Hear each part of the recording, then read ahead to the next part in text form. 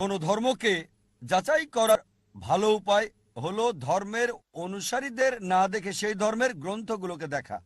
এখন যদি হিন্দু ধর্ম গ্রন্থ দেখি, যদি আমরা পড়ি উপনিষদ, বেদ উপনিষদ এগুলো সবচেয়ে পবিত্র। ছান্দোগ্য উপনিষদে বলা হয়েছে অধ্যায় 6 অনুচ্ছেদ 2 পরিচ্ছেদ 1, एकम एविदित्यम, ঈশ্বর একজনই, দ্বিতীয় কেউ নেই। এটা সংস্কৃত উদ্ধৃতি। एकम एविदित्यम। ঈশ্বর কেবল একজন, দ্বিতীয় কেউ নেই। শ্বেতাসূত্র উপনিষদে বলা হয়েছে অধ্যায় 6 অনুচ্ছেদ 9, नाचस्य कसिज जनिता न चदीपा। তার কোনো প্রভু নাই, তার কোনো পিতামাতা নাই। সর্বশক্তিমান ঈশ্বরের কোনো প্রভু নেই, তার কোনো মা নেই, তার কোনো বাবা নেই। শ্বেতাসূত্র উপনিষদে বলা হয়েছে 4 নম্বর অধ্যায় অনুচ্ছেদ 19, न तस्य प्रतिमा अस्ति। ঈশ্বরের কোনো প্রতিমা নেই।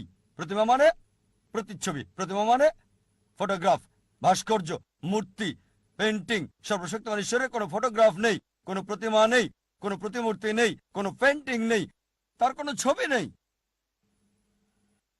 হিন্দু গ্রন্থগুলোর মধ্যে সবচেয়ে পবিত্র গ্রন্থ হচ্ছে বেদ, আর যজুর্বেদে আছে অনুচ্ছেদ 32 পরিচ্ছেদ 3, न तस्य प्रतिमा अस्ति। সর্বশক্তিমান ঈশ্বরের কোনো প্রতিমূর্তি নেই, কোনো প্রতিচ্ছবি নেই, কোনো প্রতিমা নেই, কোনো ভাস্কর্য নেই, কোনো মূর্তি নেই।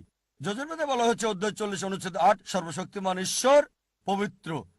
যজুর্বেদে বলা হচ্ছে অধ্যায় 40 অনুচ্ছেদ 9 अंधात्म प्रविशन्ति या समुतिमुपास्ते। তারা অন্ধকারে প্রবেশ করে যারা আসাম্ভূতির উপাসনা করে। আসাম্ভূতি হলো প্রাকৃতিক বস্তু, যেমন আগুন, পানি, বাতাস ইত্যাদি। অনুচ্ছেদ আরো বলছে তারা অন্ধকারে প্রবেশ করে যারা সাম্ভূতির পূজা করে। সাম্ভূতি হচ্ছে তৈরি করা বস্তু, যেমন টেবিল, চেয়ার, মূর্তি ইত্যাদি। কে বলেছে?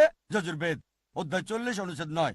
আর হিন্দু ধর্মের ব্রাহ্মসূত্র হচ্ছে एकम ब्राह्मण देवता नास्ते, नैना नास्ते किंचन। भगवान एक ही है, दूसरा नहीं है, नहीं है, नहीं है, जरा भी नहीं है। ঈশ্বর একজনই, দ্বিতীয় কেউ নেই, কেউ নেই, কেউ নেই, কোথাও কেউ নেই।